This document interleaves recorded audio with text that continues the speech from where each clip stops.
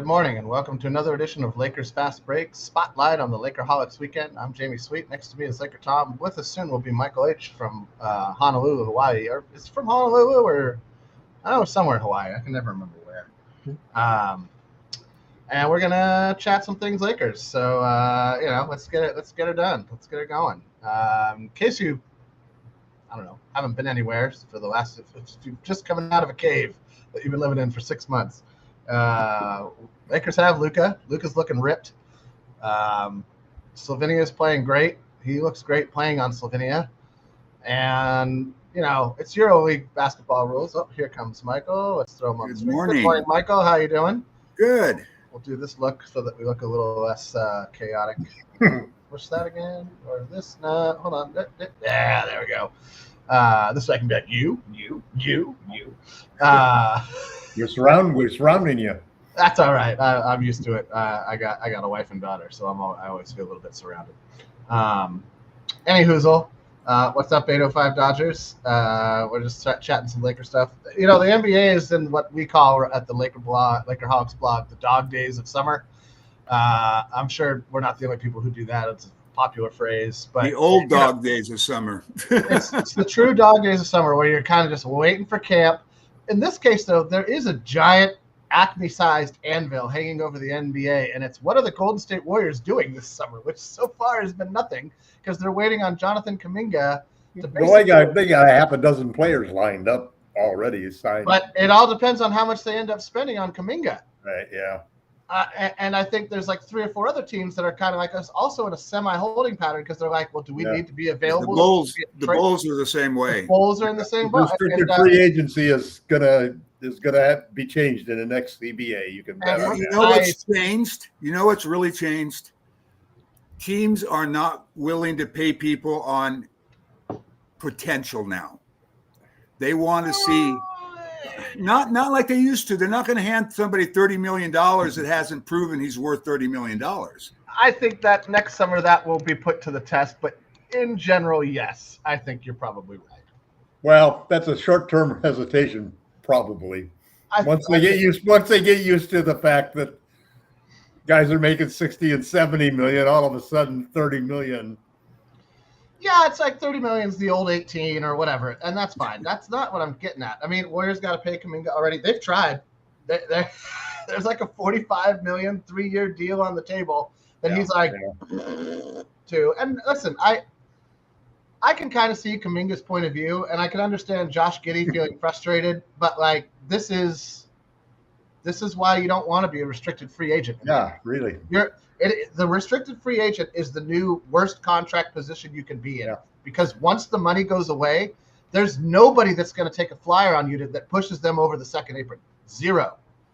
And if you take the qualifying offer, you may not be featured at all for free agency. You're going to show up next season like, now what am I going to make? 8 mil, 10 mil? And you're like, and I understand Kuminga's point of view. He values his skill set. He puts in work. And like, let's be honest, when they featured Kuminga, he doesn't play terribly. He's not the greatest shooter. He's not the greatest defender, but he's solid and he's young and he's developing. And, he was part of a plan that didn't really work out for the Warriors. And that's not necessarily his fault. I don't think that Steve Kerr is a great coach for him. And that happens. And so I can understand him wanting to move on, but it's just been this saga that won't end this summer where you're just wondering, like, Al Horford's still out there. Malcolm Brogdon is still out there. Cam is still out there. Gary Payton II. Gary Payton II's still out there. I think he might be one of the guys lined up waiting. I think so. They have 4 or 5 guys that are for sure signed up for him.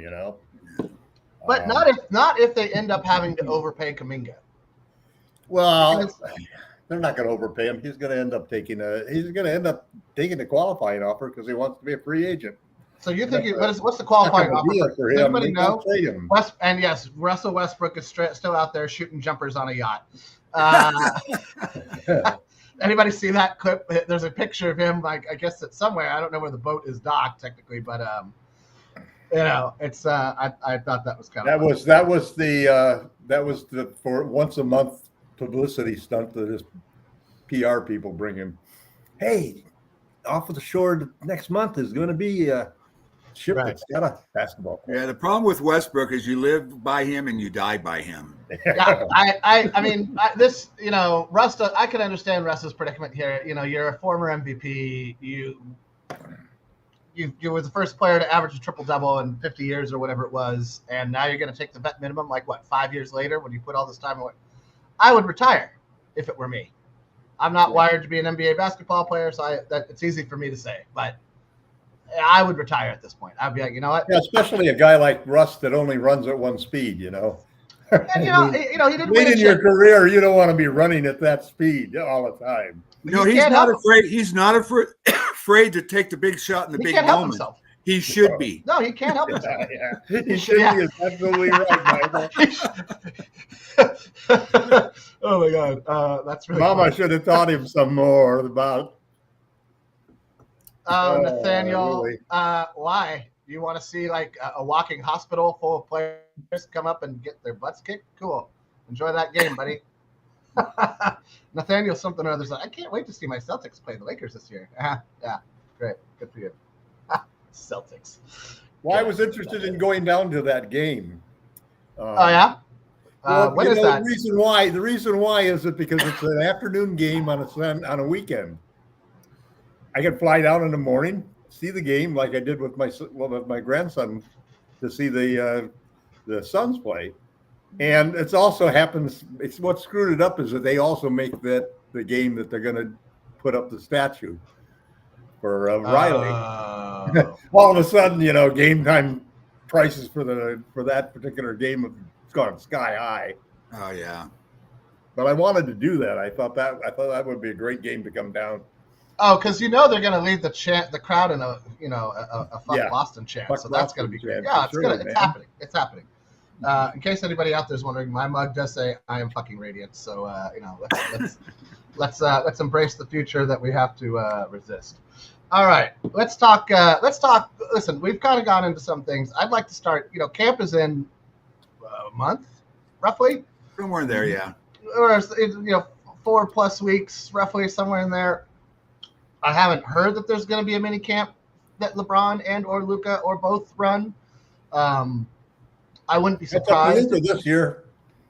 I wouldn't be surprised if they did a buddy thing. I like that Luka's come out and said he doesn't want to see LeBron traded. I think that's really important. I mean, you sort of have to. I don't know that however genuine or not genuine. I happen to think it's genuine. I think it's genuine. I do too. I mean, he really looked up to LeBron. He looked up to LeBron, but you know what they say. Don't meet your idols. We're all human at the core. Well, and you hope that both of them do their best to Of course, and they're pros. Maintain mutual respect and they're pros. They're pros. I don't have any doubt that they'll be cordial and behave themselves, for lack of a better word, around each other. But what I'm saying, I guess, is that just because I've met people that I've idolized, and it's gone both ways. Where after the fact, I was like, I'm not so thrilled with this person anymore. Right. And then I met other people where I was like, I'm so happy that I ran into this person, and they confirmed everything that I always kind of hoped or assumed or thought or what have you about them. Basketball skills and a good personality aren't necessarily or musical skills or acting skills or whatever it is you admire about this person. Just because they're excellent at this one thing in life doesn't mean they're cool. But when you run into those times when you do run into that celebrity who is just terrific, those are heartwarming. They make up for all of the a-holes that you run into by accident. What's your your name is Gerald Glassford too. Thank you 805. I always forget to change that. I always forget to change that I'm not Gerald Glassford. I'm gonna put I'm better. I'm better than Gerald Glassford. No, I'm just kidding, Gerald. You're the best. I'm second best. Sorry, Joe. Anyhow, there we go.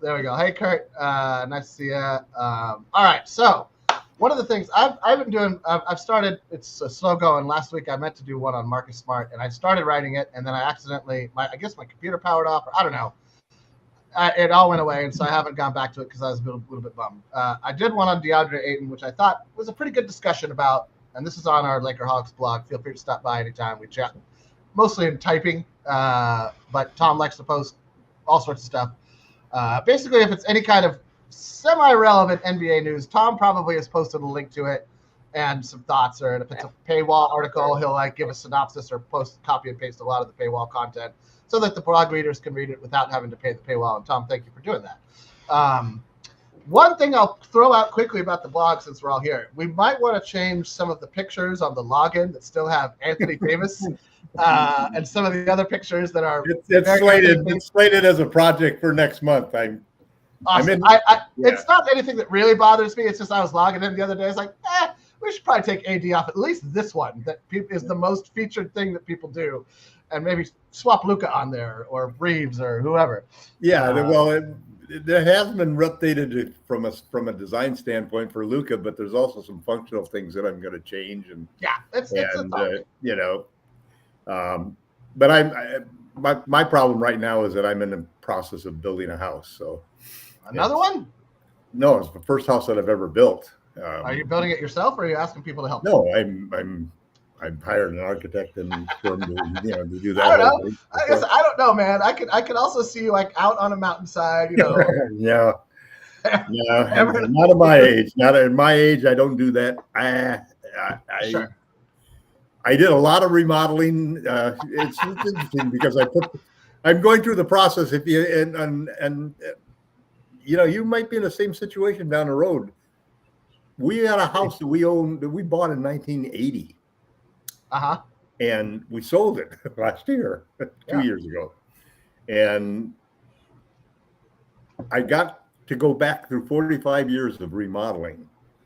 And we did a lot of remodeling because I've always been a pocket architect, And I mean, we went through phase after phase after phase after phase, new kitchen, new bathroom, new this and that. Yeah. But I got to document all of this stuff. And man, the records, I don't have records for some of this stuff. So AI has worked out wonderful because you can ask AI, bathroom remodeling costs for 1988 or 1994. And it gives you a rough estimate. You build all of that stuff up, and it's pretty incredible. That's cool. That's one. The thing that's interesting. The most positive use I've heard of AI yet. No, I ran a couple of articles. I ran a couple of things by Grok, which is X's AI. Sure. And I asked him about Austin Reed's trade, and I asked him about a book, Marcus Smart, who should start, and a fucking bunch of things like that. It is incredible how impressive the final. Hold on, time out. I mean, it is an actual article that I could have. Wait. Did it bring back answers you liked or answers you didn't? It has some flaws occasionally. For example, does it? Occasionally it mixed up the coach and one article. I can imagine it did. Darvin Ham, doing something and so forth. But sure. Generally, and it's getting better fast. It's really organized because I'm building this ADU and I've got all these legal questions, and it comes back with incredibly good answers. I'd be careful on some of that stuff because. Well, the other thing that I've noticed, which is interesting because of the political nature of where everybody gets their news. You either listen to MSN. Most people listen to MSNBC and CNN, or else the other side you listen to Fox and some of the other stuff, and you never get a true picture. The main thing that I found, and I find it on X, because every time somebody makes a claim on X, either it's a claim from the left or a claim from the right. Somebody in a conversation is asking Grok, what's the story here? And Grok comes back, even though it's Elon Musk's thing. 9 out of 10 times it slams Musk totally, because that's the thing it does that people don't realize is it looks at all of the sources. Sure. So it creates a balanced response. It's going to have major ramifications politically, in my opinion, down the road, and sports-wise too. All right. I don't want to make the show about debating the pros and cons and how AI works.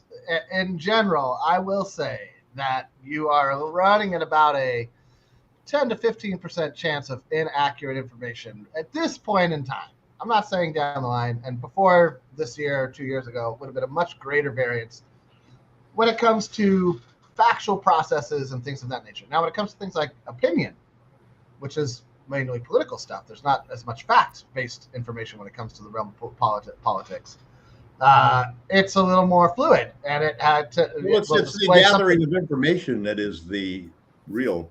Well, it also gathers opinion. It gathers what's available. It gathers. Yeah, it gathers what's available. Yeah, and usually there's two sides to the story available, which is it's kind of freaky. It gets freaky too. It gets freaky. I have a friend that was going to a jazz club, and I texted her. We were having a text conversation, and I texted her. Sorry, Kurt, that's a good one, man. I texted her saying, "Don't forget your jazz dress," and then her phone came back and said, "Do you want me to remind you to wear your jazz dress?" Did you? Did you wear the jazz dress? No. I was texting her to say, "Don't forget to wear your jazz dress." I want to see you in the jazz dress, man. All right. Yeah, right. All right. No, you don't. Well, let's get back to DeAndre Ayton. So in my opinion, the DeAndre Ayton signing is the major move the Lakers made this summer. There's nothing bigger than that. You could argue that I always want to say his name wrong. It's Jake LaRavia, right? Or just Jake Lavia. There's an RA I want to anyway, I'll get there someday, Jake. I apologize. It's just I haven't seen you play a lot. That's my bad. Utah Jazz dresses. Ayton is the biggest X factor in my opinion. He has the ability to really kind of make or break the season. If he comes out and he plays 25 to 30 minutes and averages 20 and 10, which I think is possible. I don't see him playing much more than 30 minutes on our team per game. That might be an issue based on he wants to have a huge payday. He'll have to play his way up to that role. He'll have to be indispensable on defense, in essence. I'm not worried about him scoring 20 points. And based on his career numbers, which are he averages about 30 to 35 minutes a game for his career, it's hard for me to see him getting those minutes on this team, especially because we're such a good small ball team with Luka. But we'll see. We'll see. Because he doesn't have an outside shot, really. He's like got a 10 to 15 feet in, I trust his shot. After that, it gets a little spotty. I was looking at his shot chart over the years, and outside the 10 to 15 foot right, it gets cool, except for straightaway 3-point shooting from the top of the key. He's like 37%. Everywhere else, he's under 30. Straight away down the middle, the longest shot you could take legally. I mean, you can step further back, but the longest 3-point shot is straight away from the top of the key. And he's like above league average on that shot, I want to say. Just above league average, but we'll just say league average. So, and Kurt, I think that he can be, I don't know about a defensive anchor. I would rather say a defensive presence, and certainly a defensive presence upgrade over Jackson Hayes. And my problem with Jackson Hayes is that he hasn't figured out how to be a quick center against bigger guys. If it's a bigger guy, he gets moved, he gets out hustled, he gets outworked. We saw that with Gobert. He could not use his quickness to overcome Gobert's strength. He hasn't figured it out yet. He doesn't know how to time. He doesn't understand. He's bad timing. He's got bad timing. Timing of blocking shots. For me, the big thing is his rebounding. I mean, the guy non-existent. Well, that's the big thing that Ayton is going to really. I think the big benefit that Ayton is rebounding. He's a good rebounder, and three offensive rebounds a game for his career. Yeah, I mean that to me is what was really missing in the playoffs. We were just getting hammered on the board. The whole season we missed it. Really. For 2 years but now, it didn't hurt us like there's going to be a lot more teams playing two bigs too. A lot more of the time. Yeah, I think there'll be a couple. There'll be a couple teams. Yeah, they're all in our area. Cleveland plays two bigs. The Clippers will play two bigs now.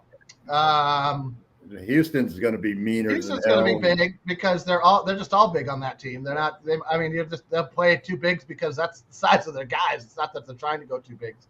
And we'll see. We'll see what happens with Golden State. If they end up with Al Horford, I wouldn't be surprised to see them close the game with Horford and Green on the floor. Right. Two bigs. So we'll see. We'll see. That's certainly a thing.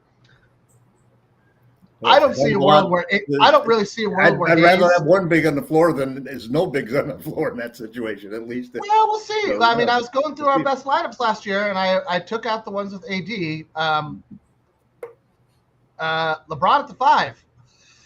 LeBron at the 5 was one of our best lineups. Yeah, I know. And it's every time they put LeBron at the 5. So that's what I say when our small ball lineup is so good. It's when LeBron's at the 5. And that doesn't necessarily mean he's picking up the guy at the 5. They might slot Rui onto him, and LeBron's helping on this guy or that guy because he doesn't want to bang hard. And that's when we get JJ likes to play. JJ likes to play guards, and he likes to play small.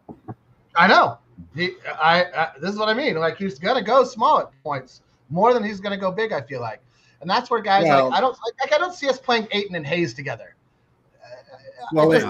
I think we would like to go big, but we just don't have the horses to go too big. Well, it depends on who you're going against big. Yep. I mean, OKC, Holmgren has trouble with physical players banging on him. He has a big, and he doesn't have the quickness to get out on LeBron or get out on Rui. Both of those guys can blow by him. And so it's like, okay, they're playing big, but how long are they going to play? How successful? They didn't play big a lot. They rotated their bigs a lot, so they weren't on the floor together all the time a lot. Yeah. No, that they played it so there was almost always one big on the floor, but it wasn't like they did two towers. Yeah, and Holmgren to be truly successful, he's going to have to put on muscle. He's going to have to get stronger because Rui pushed him around. LeBron pushed him around. Yeah. He's a string beam. But he's got whereas Hayes has abysmal timing, Holmgren has elite timing. That guy, from a defensive standpoint, impeccable on timing. But you can still back him down. Because even if you push him out of the way, he's quick enough to recover and still contest. And that's something that Hayes just has. This is what I mean. Like, Hayes hasn't figured out how to use his superior speed and athleticism to his advantage in a meaningful way. And that was why I was kind of all for giving him a lot more run last year. I wanted him to get out there and just, there's no better way to learn than to just do it. So I was hoping. So what happened to Hayes? What happened to Hayes though in the playoffs? I mean, or even late in the season. JJ, late in the season, though. Well, I mean, because that leads me to my next question. So hold on. What did they do differently to suddenly stop Hayes from being effective? And what didn't we a couple do of things to counter that? Well, a couple of things. So this is. I didn't want to make this one about JJ Redick, but I have a lot of things that I've got a lot of hopes and I've got a lot of with JJ coming into the season. So Kurt Affair, long time listener, long time poster. Kurt's here all the time. Thanks so much for being part of our chat. Kurt, you're one of our best. How much will we see Maxi Kleber at the 5? Now, one of the moments in the playoffs where I was like, we are doomed, was when in the middle of the second half of Game 5, Maxi Kleber gets put into the game. And it wasn't in garbage time. It was like halfway through the third quarter. And we proceeded to be like 6 points down to 15 points down. And from there, the game was over. And I will never forget thinking, what in the name of hell is JJ Redick thinking right now? Does he have money on this? Is he trying to throw the game? This is a guy who hadn't played in like 6 months. And you're putting him into action for the first time as a Laker in a can't lose game in the second half. It was a repeat. It was a repeat of starting playing all half with the same team. It was the third. It was like he would have been better off putting Len in. He would have been better off just putting in one of the two-way guys if you could. But that was funny. It was the third panic move of the playoffs that he did. Third. What was the third? The first was the everybody for one half. Right. The second was no. The first was completely. In answer to your question, we went away completely with what got us to the third seed or I forget what we did. Third seed. Third seed. Thank you. We stopped playing Goodwin. We stopped playing Hayes, and we went 8 deep as opposed to 10 deep, and we burned out in the fourth quarter of every single game because the guys who ran through walls for you didn't get to do that. The guys who took the hits for LeBron and Luka didn't get to do that. Right. I'm not saying playing Goodwin. That's also on those players because those players also did not perform. Go back and look at when Goodwin actually got minutes. It was not until Game 3. Yeah, but Goodwin. The one thing that Goodwin did every game that he came in until late in the season and the playoffs was make his shots. He didn't get always shot. He made didn't his get. He didn't get He shots. didn't in the take playoffs. shots, Tom. You're not even looking at missed stats shots. now, Tom. Tom, you're not He looking got at one or stats. I'm two telling shots you. and he missed it. He didn't get long enough stretches to do more than that. He played 20 minutes a game for us in the regular season on average, around 18, and that dropped to I think under 9 in the playoffs, and that was only because of garbage time. That was only because of fourth quarter garbage time. But you're. See, I'm not willing to get into a discussion over. I will agree that JJ made some bonehead rookie mistakes. There's three. But at the same token, I moves. don't happen to think those mistakes. First off, he was given a roster that was totally horribly flawed, and secondly, the players did not perform. The only player who played up to par at you could argue was probably Rui. Everybody else on the team really did not perform up to par. Yeah, Rui's been solid every playoffs for us. He's always solid. That's what I love about Rui. And that's his third straight elite playoff run. Yeah, that's why I don't want to trade him. It's only one game, only 4 or 5 games, but but all of them he shows up. So I'm going to put this up here only because it's funny. But oh no, it went away already. Never mind. There was a really funny.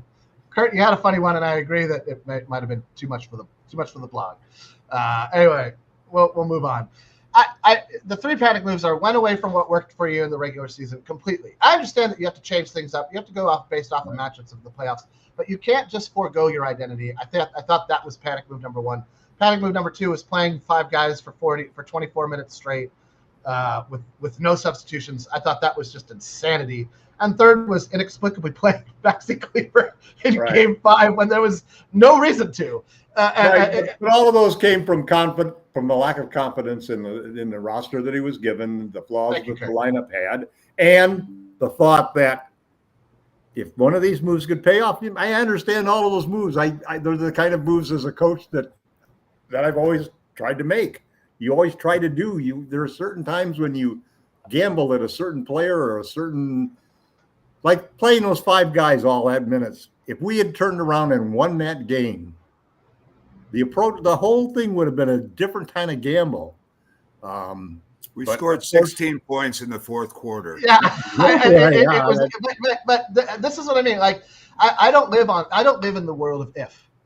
Like, I could come up with 8 billion ifs for every single thing that's ever happened to me in my life. Jamie, you always go with the most conservative. Not conservative, real. That's 2 different things. Sure, it's 2 very different things. That's all in there. It's all in your head, man. Sure. All right. I mean, you show me somebody who isn't all in their head, and I'll show you an alien being. I'm serious. Oh, it's as if it's all in my head, but not also all in my head. The one thing about Jamie's position is you don't have to think about it. I think trade or no trade. Actually. No trade. Anything good happen? Nothing's going to happen. Anything good happens, it's a surprise. Anything bad happens, that's what I expected. You can go back and look at what I've said if you would like to actually see how this debate should unfold. But we know that you say you're staying there's not going to be a trade before the deadline. I don't think there will be because of if the Lakers don't make a trade before the deadline, they will not be able to even if Giannis said he wanted to come to the Lakers next summer, the Lakers wouldn't have enough money to trade for him. That is incorrect. That is incorrect, and this is one they'd of the have to do multiple sign-in trades. Not necessarily. No, they'd have cap space to bring part of that salary in. This is what I mean. And I'm not trying to say this is not just you, Tom. This is how I perceive the NBA world at this moment in time, and that is because the NBA world in this point of summer is designed to do one thing: generate bullshit articles that people read because there's nothing to actually talk about. And so we get this constant stream of like LeBron's tweet from the golf course crap that I cannot even bother to give a moment of my time to because it's a waste of it. So don't give a moment of your time to. I don't. I scroll right on by. I scroll right on by 90% of the stuff I see online. I'm like, no. Oh, there's something out. No, it was just it tricked me into thinking it was something, but it's actually just more. Well, one thing I have to give you, it's easy when all you have to do in life is copy and paste your same answers to everything. It's not what I do, but that's cool. On the subject of trades before the season starts, this time of year now, it'd be incredibly difficult. I mean, people are, they got their, for the most part. I mean, there's exceptions. Kuminga's situation changes that. don't you think Kuminga's situation changes that a little bit though? Because here's the deal with most of the teams, not all, most of the teams. Okay. Their rosters are set. They got 14 or 15 guys. In some cases, they're still over and have to get rid of guys. 16 or 17 guys. And everybody's up against some kind of cap. Some kind of cap that they don't want to cross. So at this point, it's going to be very hard for somebody to take on a couple of guys and only give one back. A 1-for-1 trade could possibly be easier, but a 2-for-1 or something like that would be very difficult to under certain people would have to cut more people, and we don't have a lot of draft capital to grease the wheels. So we got nothing. It's going to be it would be a really difficult thing. The kind of trade I could see coming is a need trade. Somebody has a contender that has somebody blow out one of their guys blow out and they got to replace him, and they have something we want. I could see that. But, yeah, I mean, I guess EuroLeague if somebody gets hurt in EuroLeague or something like that, like, okay, sure. But like in general, I think most rosters are set. It's the Golden State situation is fairly unique. I feel like I'm not saying it's never happened before. We've seen guys hold out because of money issues before, but we're not talking about like Charlotte. We're talking about Golden State with Steph. Like it feels a little bit like, oh, this is a little bit surprising that Kuminga feels this strongly that he wants to leave. Plus the a winning situation. Like but he knows he's not going to get the minutes, and if he signs, he's going to be an unrestricted free agent next summer if he takes the qualifying offer. And if he takes the qualifying offer, Kerr's going to play even fewer minutes. Another thing coming from the Golden State side is this is the brave new world of the NBA that tax thing is so punitive now. I agree. That they're watching themselves saying, hey, we can't go over this because we'll get hammered. Well, look what the Celtics did. The Celtics basically dismantled the championship team. Gutted the roster. After they sold it. Gutted the roster. Like, boy, that was like a scary job of maximizing your profit before you moved on from that team. But that's the reason, Tom, that watching what the Celtics did and watching what Phoenix did this season is the reason why I think draft day, and again, I know you think, oh, Jamie doesn't like trades and he just says no to every trade, and that's not true. That is not true. I say no to like 98% of trades. Well, I agree with you. They're not going to trade one of the first round picks at this point. They're not going to. I don't even think they'll. I think they'd have a hard time talking themselves into trading it at the deadline because of how. Well, they're not going to trade it at the deadline. They're not going to. They're saving that pick for next summer. That's what I think as well. And because we have no picks that we're likely to include, again, all of this. Well, they could trade the 28 swap. Sure. With a brand new Luka contract, that's going to be worth what? You're going to get. That's who you trade it to. If you trade it to somebody like you're not going to trade it to the Hornets, for example. But you're not going to trade it to the Hornets. But if you trade it to the Thunder or the Cavs, the Thunder is looking to move. The Thunder have picks that they want to move to later picks. That's an interesting. Sure, or get rid of picks. I think, but they want to. It has to be to a team that really can believe that they're favored ahead of you getting them. They're going to be the one swapping the pick. So Kurt says the second apron has taken all the fun out of roster construction. He adds the oven. I disagree with that. I think it's just made it more challenging because we've seen two schools of thought. In 1 year alone, we've seen the Matt Ishiba, damn the torpedoes, full speed ahead. We're winning it this year. Oh wait, we're not. Well, what it's done is it's made the formula for winning to be the Thunder formula, which is I don't think that's true instead of superstars. Don't put all your money in superstars. I think it's diluted. Its intent was to dilute the talent in the NBA. It was to allow teams to not consolidate veteran talent. Right. You can consolidate young talent. You just have to prepare yourself for that reality. You have to have a lot of guys who are impact players on rookie scale deals that you can sign. And the big question the Lakers really need to answer is when they go to use those 3 draft picks on draft day, what are they going after? Are they going after a big name veteran superstar with a big salary like that? Or are they going after a bunch of guys like the Pelicans have that you could go after Herb Jones and Trey and the forward, the 6'8" forward? They should be going after young talent like that rather than experienced. The problem is that everybody's going after young talent like that, and a lot of teams can outbid us. Sure. But so here's the thing: this is where the Lakers can't. So this is my theory, and whether people agree with it or not, that's fine. I don't really care. I don't. I think the Lakers are prepping themselves for three things. One, that LeBron is going to drop his news about the season on media day. He's not going to say before. He's not going to wait. He's not going to do a tweet in summer. Come media day, we are going to get some kind of answer, even if it's the stock standard LeBron. We'll see at the end of the season. If he says, we'll see at the end of the season. Well, if it's going to be his last season, playing another season. If whenever LeBron says, I'm going to assess my options at the end of the season, you know what that tells me? He's playing next year. He's playing next season after this one. So if LeBron says that, he wants the farewell tour. He deserves a farewell tour. As much as Kareem or Kobe or Bird or anybody else, he deserves a farewell tour. And we agree with you, Jamie. Go on. What's the next point? My hope, and please, LeBron, listen to this fan of yours right now. My hope is that he says, "Been talking to my family, and this is it.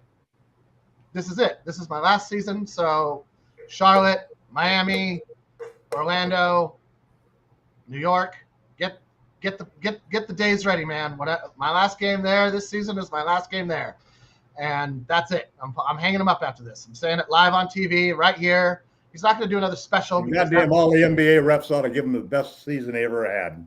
That's what I'm saying. Like right before camp, right when he'll see how he's feeling. They'll have hopefully done a mini camp to kind of gel a little bit. They'll have been doing some camp stuff leading up to it. That's what I think we'll hear from LeBron. I know everybody would love to hear because there's nothing to talk about anyway. So everybody would love to hear an announcement now. It's too hot of a potato. It's not going to happen right now. I think we'll hear what he's doing for next year on media day. That's my opinion. I also think he will retire. I think he's going to say he's going to retire because he's not going to get max money from anyone. And he is not. And we're going to see this with Russ, and we've seen it with Russ. We've seen Russ who values his skill set at a much higher dollar amount than he's able to recoup or to earn on the open market. And that's just, even if LeBron is an all NBA player, who's going to give him $50 million as an unrestricted free agent in free agency? Who would have the money to do that? Very few teams are going to have the money to do that to begin with. And if any good team won't have the money. And that's the other thing. It's not just any team. It's a list of like. I don't want to see LeBron playing for another team. I mean, I don't want that. I don't want that either. Man. I would rather he retire. I'd rather he retire in purple and gold next year. He might sign if he wants to play more years for a Lakers, I'm perfectly happy with that. And what's the dollar amount? I'm sure they could work out something. But I don't want to see LeBron wear another uniform other than I want him retiring as a Laker. Let's talk about this real quick. Michael, what's the dollar amount? If LeBron said, I want to play one more year, I want to do it in the Lakers, what's the highest you go? $30 million. That would probably be what I was thinking too. It really depends. It depends on. It's half of the max. Yeah, it depends on what we see from this season. If we won a championship. If we had a kick-ass season, maybe you pay him more. If we didn't, and you need to really retool and bring some guys in, then you pay him less. I think we'd have to win for him to come back. Yeah.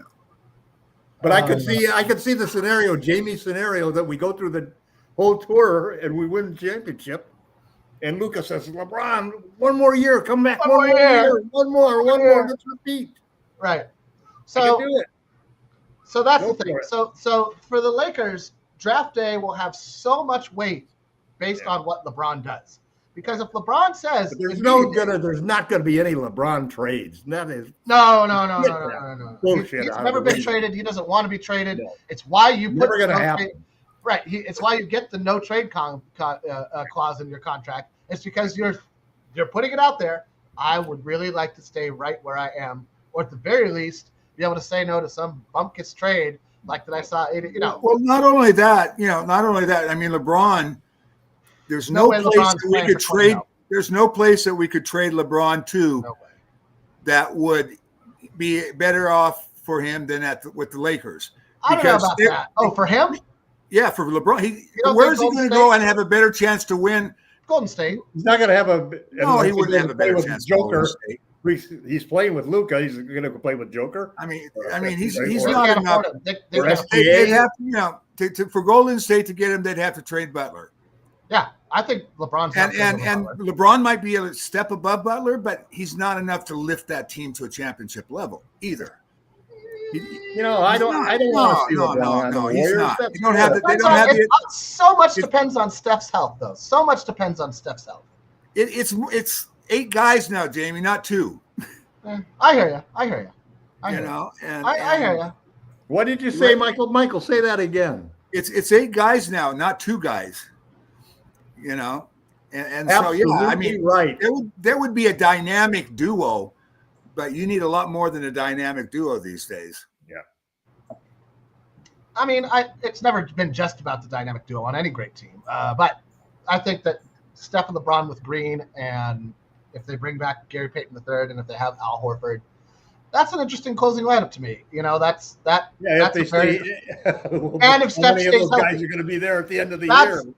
that's the key for every team. Everybody's like, "Oh, OKC had this wonderful season. They had one guy who was hurt." Age. I don't. Hey, listen.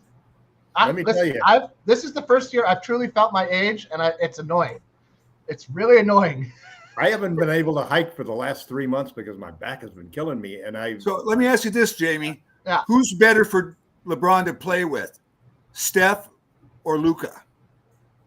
Oh, At this stage of Steph's career, who's the better player? I think Luka is the really better close. player. If Luka's hitting a lot hinges on how Luka comes into the season, because one of my issues with Luka the last season was his inefficiency from 3-point land.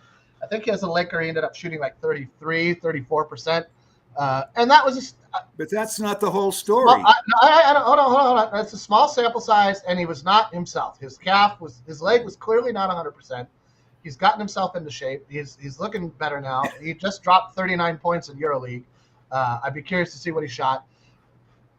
Because LeBron thrives when there's another shot, like Kyrie. Kyrie could hit shots from all over the place.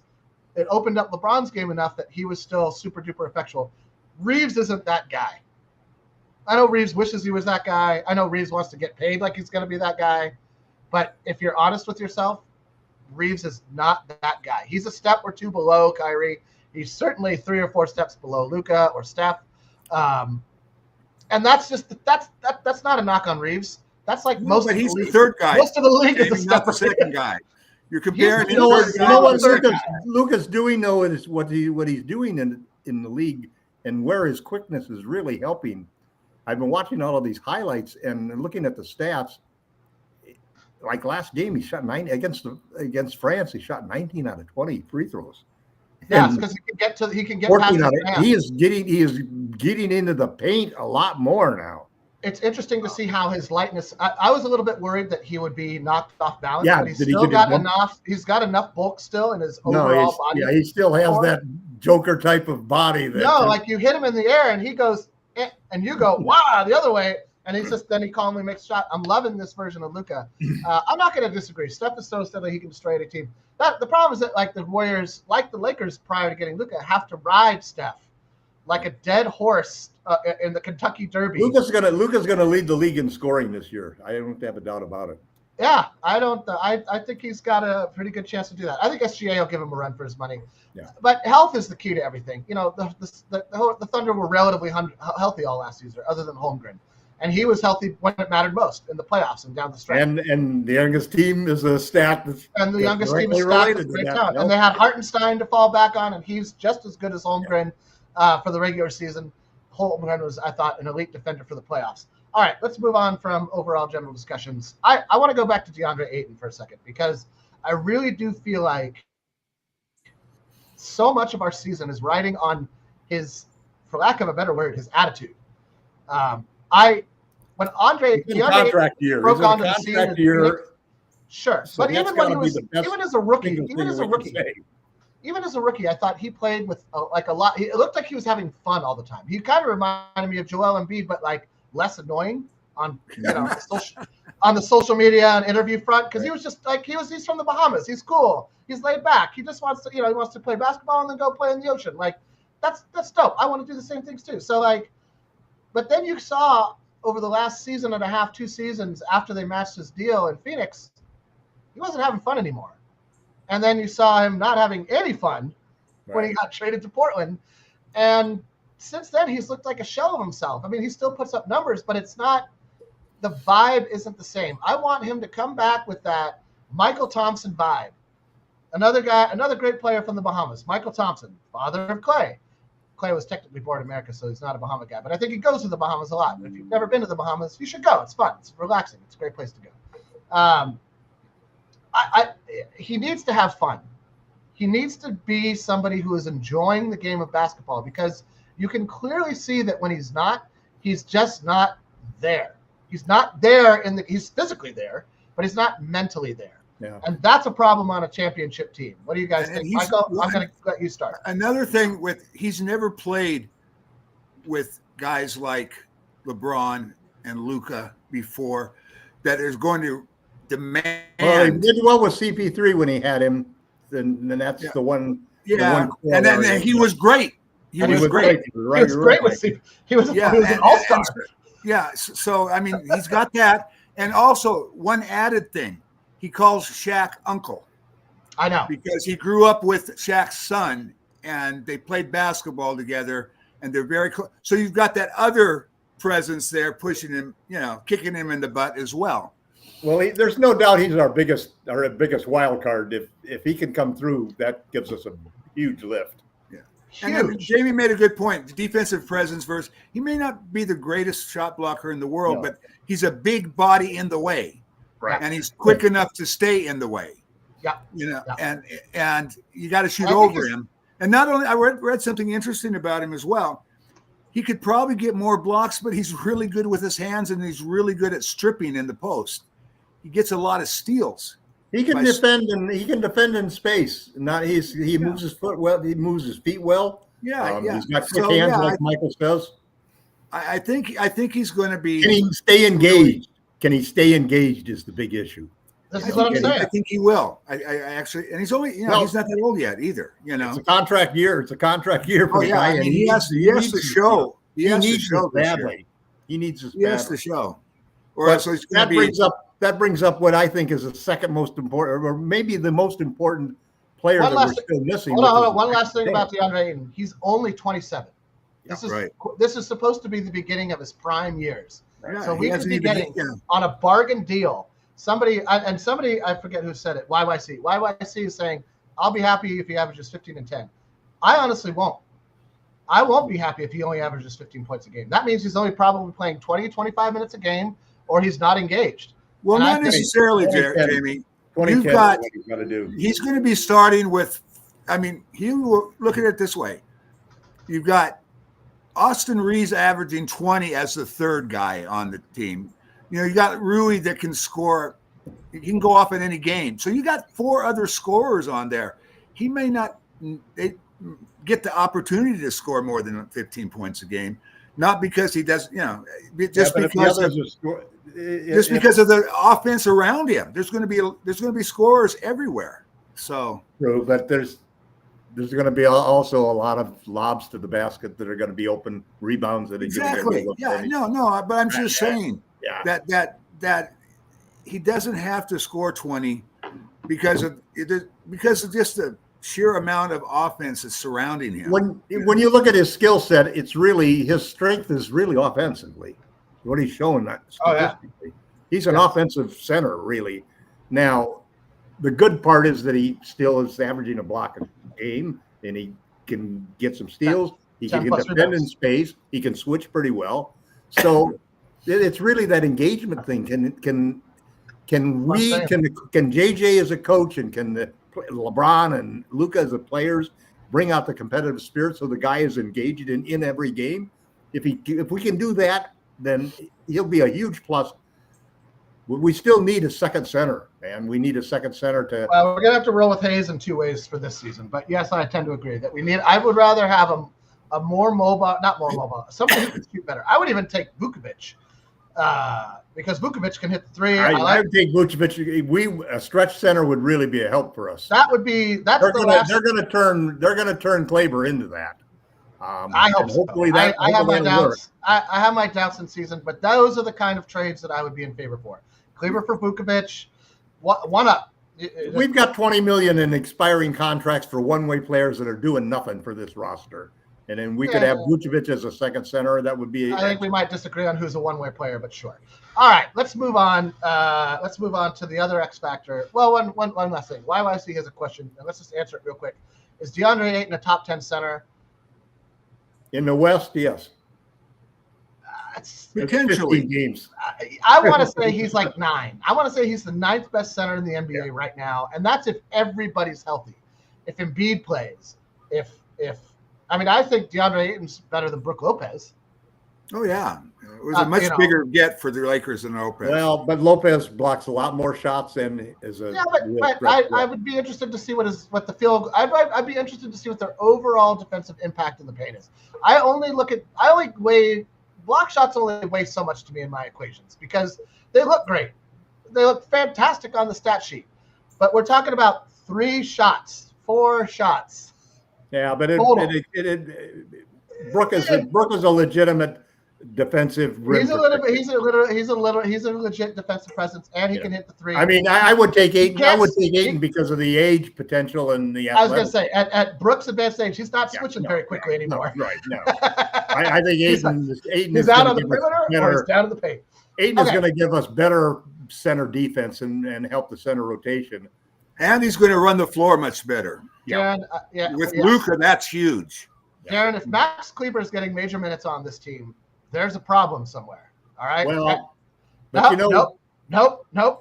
There's a problem. If you look at, you can go through the whole summer and listen to the comments that you've got from people coming on certain players as to who's going to possibly be important and who's not going to be important.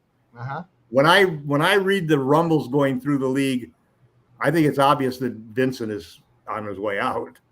He's not going to really be a part of it. I think that they've also lost a lot of faith in Vanderbilt, and I think that he's not being trusted for anything in going forward.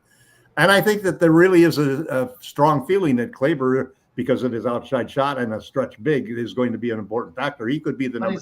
He's neither. He's neither of those things. He's like 6'8". No, he's not. He's taller than that. He's taller than that. All right, whatever. Yeah, he's like 6'10". Yeah, but he's a good underrated defender, Jamie. He's been decent. He's an overrated 3-point shooter. Maybe, but he's well. Last year he's had good years shooting. He had 1 good year. It was a contract year. I guess this is a contract year, so we'll see. We don't have anybody who does what he does. He has a skill set that really fits. And we're not talking 20 minutes a night here with him. I'm thinking more like maybe 10. Yeah. If that, Okay. I don't know who this guy is. Play 5 out with him, and JJ wants to play a lot of 5 out. DIV X-ray says at Lakers fast break, all caps. I am an X. Now we're lowercase. Mavs fan. Telling you right now, all caps. Max is awful. Lowercase. He is the worst player. Is not NBA player. There is a reason they gave him in the trade. He's literally awful. I don't know about all that. I'm not at that point to Max Kleber. I think that his 3-point shot is overrated.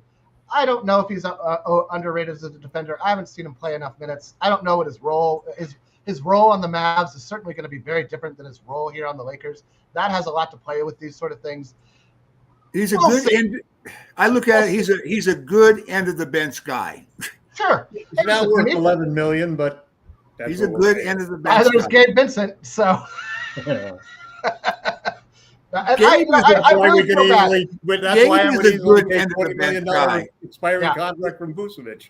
I mean, if Gabe is your 10th or 11th guy, he's a good 10th or 11th guy. Sure, he's a good backup point guard at this point. I mean, I feel bad because there was a stretch in the middle of last season where I thought, he's here. This is the guy we traded for. And it was during that run where we were like, we had a top 5 defense and a top 5 offense, and we were mowing through the league. It was when LeBron was like captaining the defense like a demon. And then LeBron got hurt and everything fell apart for Gabe Vincent. And he was never that was it. He was gone. Yeah, Vincent brought the defense. He brought the defense for most of the year. It was his offense was just so spotty. For like a third of the season. His offense got to the point where it was unreliable, completely unplayable. And he was so good early in the season, and it was such a surprise that it fell off like that. I mean, some guys, slow decline, and he just was like a cliff, man. All of a sudden, he couldn't hit anything, and there were months before where he would come down and take a long three. He'd be going 4 for 6 from 3. Yeah. But that is the nature of the 3, isn't it? Anyway, another thing, and I didn't know this either. Live by it, die by it. Maxi Kleber's 33 years old, so there's not a lot of upside there. All right, so this might be his last contract, if we're being honest. Same with Gabe. These might be their last. He'll be lucky to make it past the mid-season trade deadline. You know what? Max Kleber, after this season, if he doesn't, get another deal next season in the NBA, he's going to have a great end of his career playing for the German national team. He'll make a good deal. He'll make $10 million a year playing in front of the home crowd. That he's very familiar with the language, and I think that's a fantastic way for him to end his career. I don't expect literally anything out of him this season. I will disagree. I think the Lakers are actually looking for a big bounce back season from Vando. I think Vando's looking for a big bounce back season himself. This is the first summer where he's been able to be on his feet for 2 years. In 2 years. Yeah. So, listen. Whenever he came back, it was mid-season. Yeah, and listen. It lasted one game? I was not thrilled with Vando's impact last season. I thought that he lacked lift. I thought he lacked speed, and I thought he lacked confidence. Lacks confidence on offense, man. But I think that's because he was getting his feet under him and his legs under him. No, his body he was getting his shot blocked in his face every time he went up. Because he had no lift and he had no speed. I think if he gets his lift and speed back, because there's 2 Vandos. There's the one that we've seen for the last 2 years, and then there was the one that played under Coach Ham that came over in the Westbrook trade. And the one that played up until he got hurt the season after that. If we get that Vando back. I don't think there's a spot. And the one that destroyed not a spot on this roster. And the Vando that destroyed the Celtics. There's a world where Vando challenges for the starting 3 spot, in my opinion. I think that's a tough hill for him to climb. He would have to shoot tremendously, both inside and out for him. He would have to score close to 15 points a game to beat out Rui for that starting spot. I think it's Rui's spot to lose. There is a world where I see, and we're about to talk about this guy, and then I think that'll help us wrap it up. I think there's a world, speaking of the starting lineup, where Marcus Smart beats out Rui Hachimura. I don't think anybody's knocking Austin Reeves out of the starting 5 unless he gets hurt. If or unless he volunteered to do it. He's not going to volunteer. We'd be too small, Jamie. We'd be too small. I'm not going to disagree with that. I'm just saying, based on what I've seen Coach Redick do, both in the playoffs and the regular season, I'm just saying I wouldn't be surprised, I guess. I'm not saying that I think it's going to happen, but if Marcus Smart is shooting 35 to 40% from 3 in training camp and playing the kind of defense that we saw him play towards when he was on Boston, there's a world where you move Luka to the point 3 and LeBron at the point 4, and you got Ayton, and you just roll with those. You roll with that, and that's potentially your best defense. That's your most balanced starting 5, and that's not a knock against Rui. That's only if Smart can outperform him both from the 3-point line and on defense. That's what you have to do. You have to play better. It also helps the bench scoring tremendously. Of course it does. Yeah, and you can if you put Rui or Reeves in the bench, move Rui or Reeves to the bench and start Smart, you are smaller. You are smaller in size, but it's almost like to a certain extent, JJ thinks that's an advantage. No, I agree, Tom. That's I mean, it's a little bit. The coaches have. We all have biases. I was a guard, and as a coach, I probably did the same thing. I played a lot. You either have three. Either have three front court guys or you have three backcourt guys. Those are the two kind of lineups you make together. So you decide what kind of coach you are. And JJ is a guy who's basically the small forward is really a backcourt guy than a front court guy. In front of me, this is balance. Vando does not have to. I think you mean Vando does not have to score as much as Rui. That's what I'm assuming you mean here, because otherwise it doesn't make much sense. Vando does, I'm assuming, not have to score as much as Rui. Why? Ayton will make up the difference. Y'all forget Hayes isn't starting, ? No, but you can't play 4-on-5 on offense all the time. Yeah. And when Vando is not aggressive, when he's that's the key thing that you just said, Jamie, is he gets so meek when he gets a pass. He should be slamming the ball down with a dunk, and he gets. I want to see him doing that as well. I want to see him passes out immediately. It's so frustrating. Well, I hear you. Reeves needs to be better to stay on 5. YYC prefers the starting lineup. He'd like to see Tom, Luka, LeBron, Smart, Rui, and Ayton. Let's talk real quick about Marcus Smart, and then we'll wrap it up. Tom, I'm going to start with you. You're probably the biggest supporter of Marcus Smart on the blog. Look, if we hadn't gotten Ayton, this would be the second biggest. And I feel bad, Jake. We never talk about you here on this show between the three of us. I swear, next time we do a show, we will talk about nothing. He could be as important. He could be as important because he is a true small forward. Yeah, he's a combo, Tom. He plays both positions. He can defend just like Rui. He's like Rui. He's a combo guard. Yeah, I think he's a lesser version of Rui Hachimura he's like a better version of Luke Walton. Go to Basketball Reference. He guards 2s and 3s. Right, and Rui guards 2s, 3s, and 4s, sometimes 5s. Rui guards 4s. He can't guard 3s. Oh, bull! That's crap, man. That is such crap. I don't know where you get that from. Why do you think that they want to replace Rui in the starting lineup? They don't. Because he's out of position. Where are you coming that from? They don't. You want to replace Rui. You want to replace him. Yes, he should be the power forward. He should be guarding power forwards. But we have LeBron James on the lineup. Viewers, if this is nobody blows by him. No, yeah, okay. His biggest problem was always Tom. We will not finish the year as a starter on his rotations. That's where his problem was. His rotations, not on ball. Time out. If you're a first-time watcher of the three of us here on our show, this is the dynamic.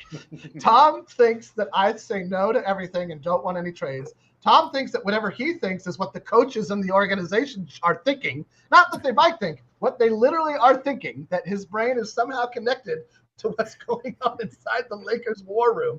And that, and he'll write it that way too. The Lakers' next move, and it's like, you mean the Lakers' next potential move?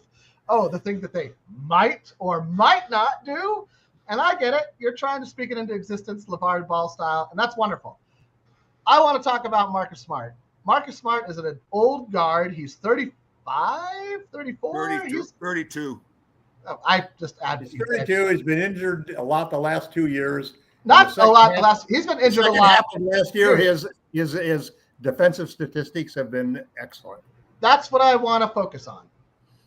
If we get again, it's the same thing that we talked about with DeAndre Ayton in a lot of ways. If we get the engaged, in it to win it version of Marcus Smart, who can stay on the court, he is the second most important. He's the second most important, if not first, because then you get that.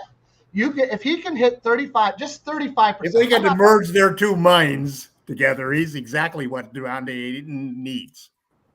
Sure, I would say the same. Screaming at him every time down the court. Well, and I think Marcus Smart will. And that's the thing that I'm looking at. I'm looking for that. That's why Smart should start. We'll see about that. I think that he might be. He's got heart, man. He's got. I know he's got heart. The thing is this is my thing, is that I know everybody. The chat says it every once in a while. I've seen articles by hoopsworld.org and ilikebasketball.net and wonderful bastions of journalism of that nature who are like, Reeves should come off the bench. It's not. Reeves should come off the bench for this going to happen.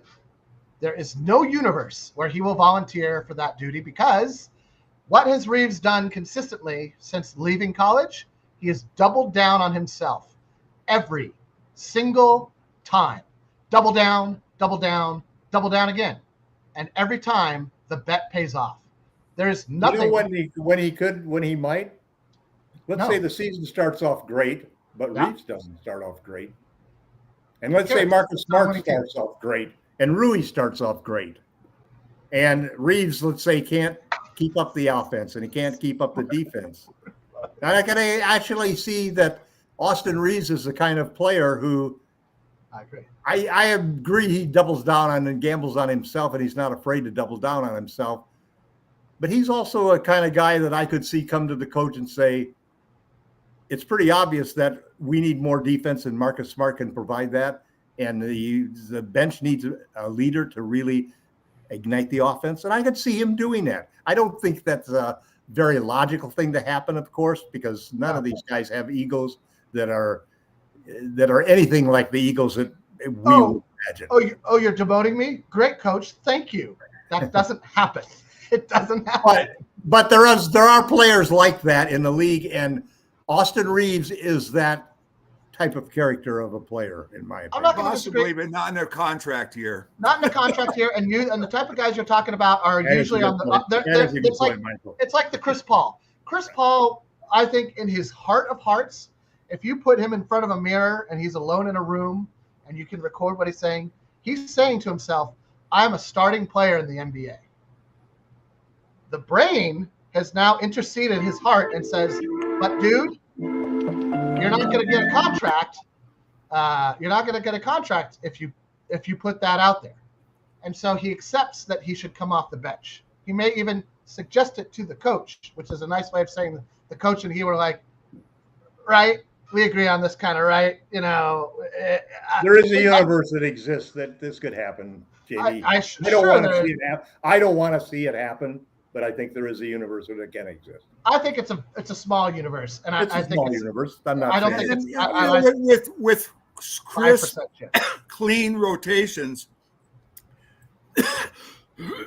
You don't necessarily have to have. You can have an offense heavy starting lineup for 5 or 6 minutes. Well, and we're talking as if LeBron and Luka are just going to share the court together all the time, and then they're not going to stagger their minutes and things. Everybody's going to get staggered. You know, everybody's going to get staggered. I think Smart is the first guy off the bench. Makes a ton of sense. It lets him be instantly in the running for most improved player, 6th man of the year, potentially defensive player of the year again if he can be a great defender off the bench. It's all the things that he wants out of the end of his career, and it really just makes a ton of sense to me because for every argument that says like, well, we need a guy like Reeves to come off the bench and score points, we need a guy like Smart to help the bench not fall off a cliff defensively. And so for every argument for, I can see an equally valid argument against. And I think that a lot of this is going to be decided in camp. I have a hard time believing that the Lakers have held on to Reeves this long, that Reeves has doubled down on himself every time. And for them to say, you know what the best move for you and the team is for you to come off the bench. Because it drops his trade value, which is high already based on his contract. And it doesn't do him any favors in free agency because he wants to maximize his dollars, and I get that. You want to get I think Marcus Smart comes in for Austin after 5 or 6 minutes. They had Luka playing the whole first quarter. I think they have Smart come in for LeBron. I think they have Smart come in for LeBron so that you get the defensive impact or consistency. But you're going to have the same defensive impact if he comes in for. Yeah, that's true. Austin. I don't know. We'll see. It's going to be interesting. It's going to be interesting to see. I think LeBron will come out fairly early too. So I hope so. I wish they would just make 7 starters, and then just start 5 of the best matchup for every single. I see what you mean. Yeah, I mean. Yeah, they do. You know, it's kind of funny in basketball that they don't do that. I mean, baseball they do. You know, baseball they do. This guy hits left-handed lineup, hitting lineups, right-handed. But that's platooning. But that's usually platooning that does that because it's left and right-handed hitters. Sure, usually. But seriously, there are teams where we would match up better with Smart starting, and there are teams where we would match up better with Austin starting. There are teams where we match up better when Rui was maybe not starting. You could have 6 starters if you could add a center, a backup center, If let's say we got Vucevic, for example, you could add Vucevic and Smart, or you could add Andrew Wiggins and Smart as 2 additional starters to the 5 we have right now, and you could always find the optimum matchup together. Yeah, I mean, I think there's validity to that. I think with the NBA, there's such a mystique and an aura and a a pedigree. If you're a starter, do you know what I mean? And so it's a lot different than baseball. Baseball, Well, that's a salary differentiator is the thing. It's a whole bunch of things. It helps Yeah, you. but the Lakers, it'd be interesting. I've seen teams do it. I've seen a lot of teams do it with 6-man, where they'd have something like that. And there are teams that have done it with centers, they're small ball teams that will do that.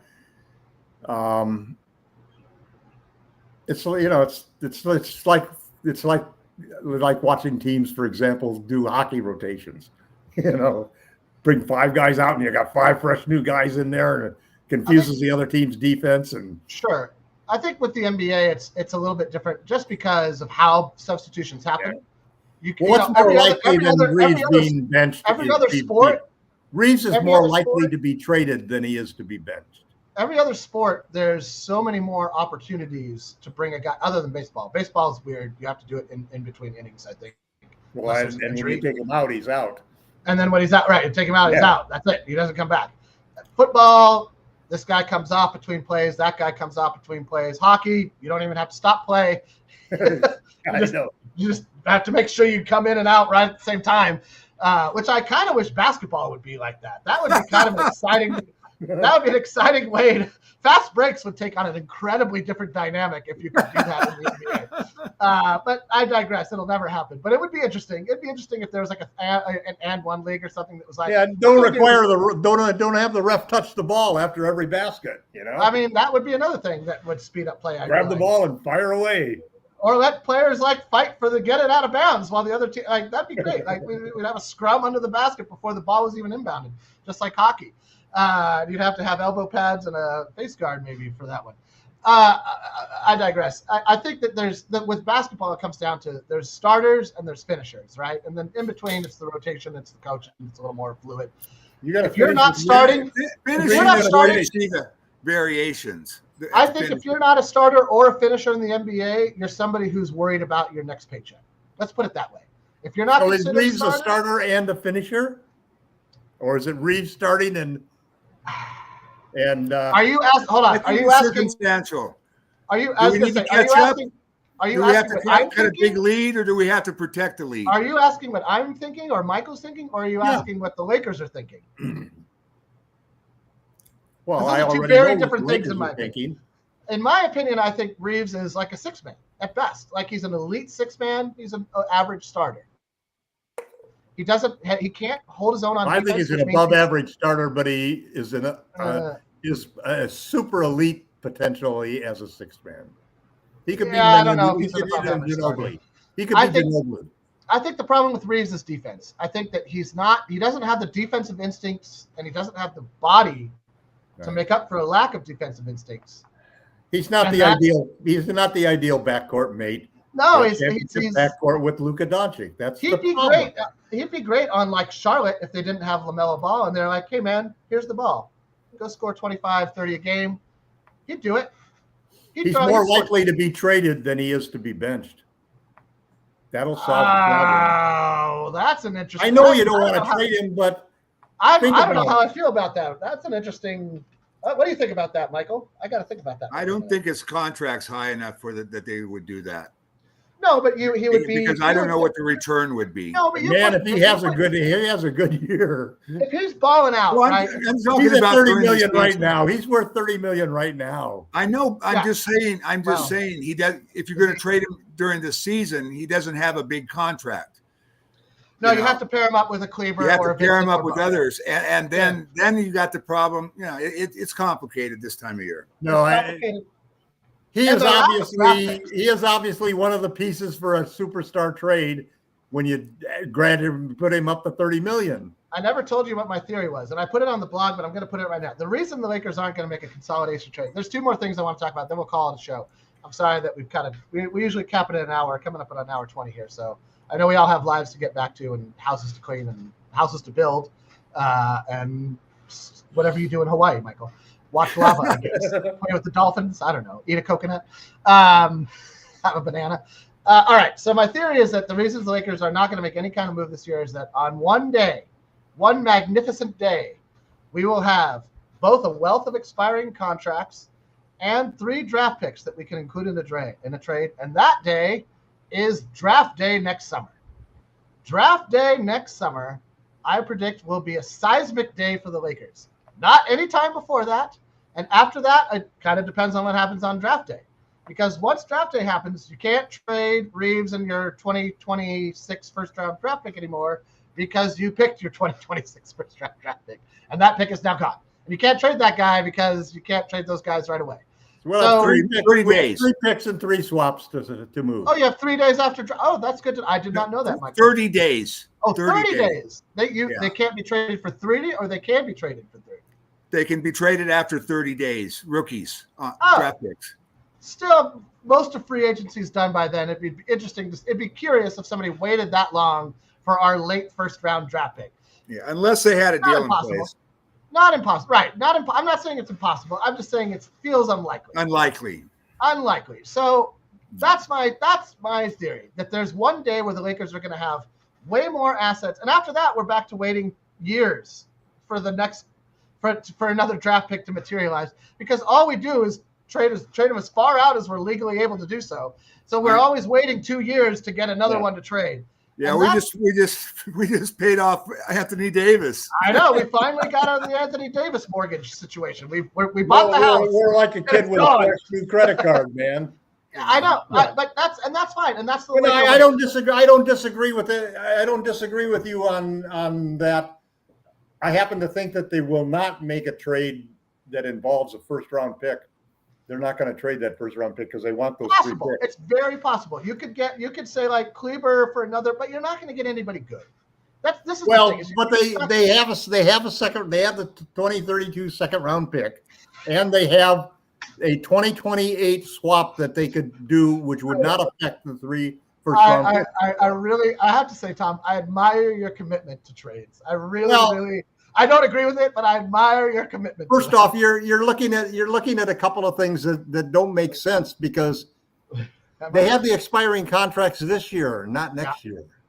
No, that's why. But they don't expire on draft day. Draft day, they don't expire yet. They don't expire until 2 days before free agency. Yeah, but any draft day trade, the chances of 90% of those draft day trades have to wait until the next year to happen. Nope. So this if let's say Giannis flames out, let's say it's another first-round bump for Giannis, or let's say it's a first-round bump for Jokic. If they say, trade me to the Lakers, I want to play with Luka, Denver might balk, Milwaukee won't. If we have 3 first-round draft picks, Reeves in a sign and trade, Rui in a sign and trade, and other expiring contracts, so that they also free up cap space. That's we're building our team on the flying move. But then Rui has to agree to the trade, and Reeves has to agree to the trade. If they are making if they get the money they want to get, they'll agree to the trade. This is because the Lakers, and this all hinges on LeBron, right? Giannis basically has said that he's staying in Milwaukee. Sure. Well, for now, for this moment in time, yes. And I don't even know. You're wrong about the expiring contracts, man. They can't use this year's expiring contracts as part of the trade unless they're signing trades. But we have 30 days. We have 30 days to trade the signing. This is what I'm saying. That 30 days to sign the rookie draft. I think that they're. I don't think they want to. I don't think they want a superstar.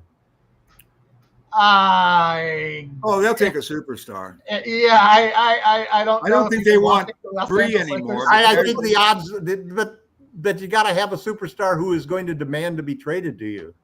And I think the odds of that next summer are high. I think there's 3 potential superstars that could ask out. Embiid, Giannis, and Jokic are high on the list of guys who. I would not want Embiid, and I don't know if the Lakers would want Embiid. Nobody would want Embiid. I don't know about that. Come on, man. His contract and his knees.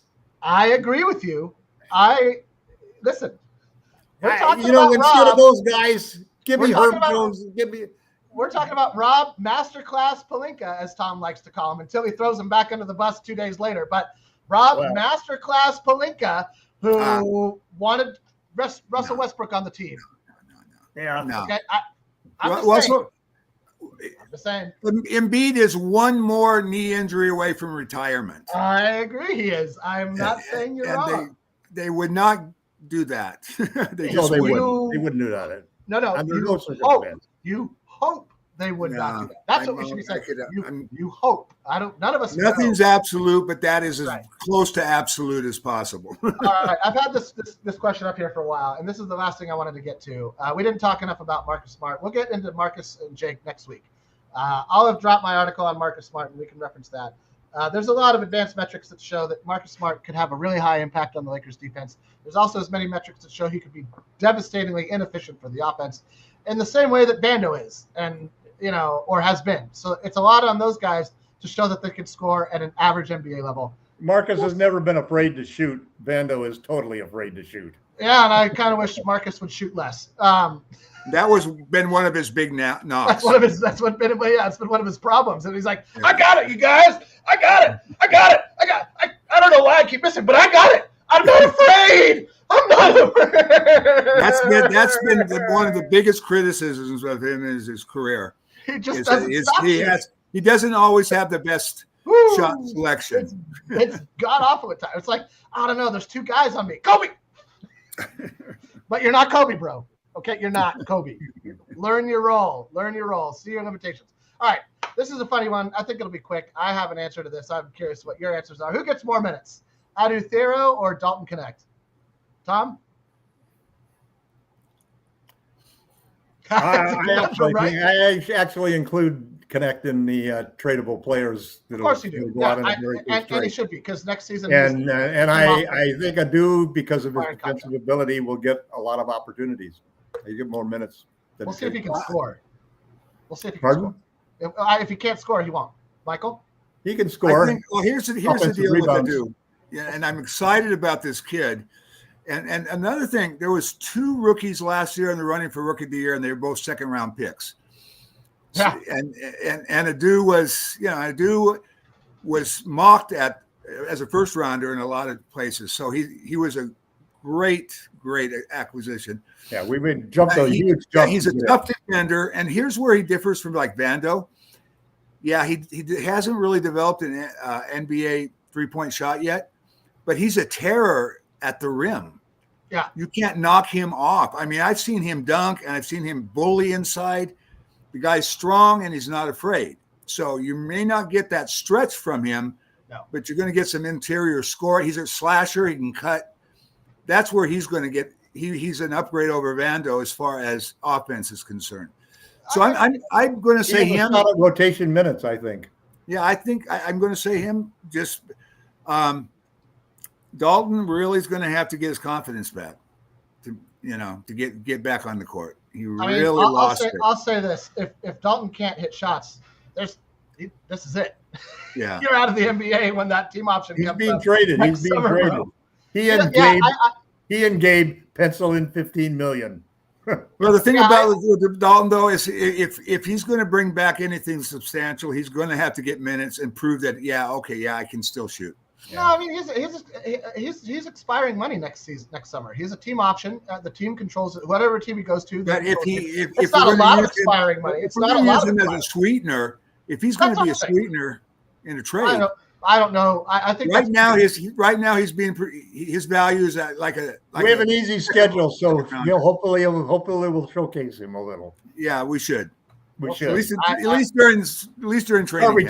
Garbage time. Yeah, or take 10 threes. 10 threes. Play him a lot in preseason. It's a game. God, what do you want him to be, Marcus Smart? All right. So on that, I think that evidently Dalton and Adu are going to be battling to see who can just chuck it up the most, and hopefully some of those come close to the range. Darren Coolidge says Adu has a mid-range game. I've always been a fan of the mid-range game. Also been a fan of post play.